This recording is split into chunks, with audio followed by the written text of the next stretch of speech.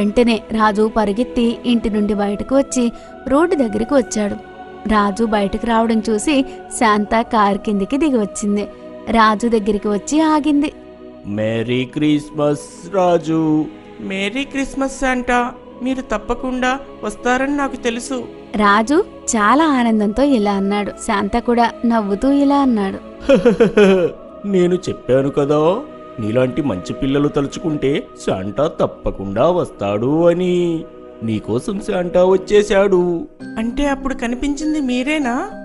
అవును, కనిపించింది నేనే. ఇంకా నీ మనసులో ఏముందో కూడా నాకు ముందే తెలుసు.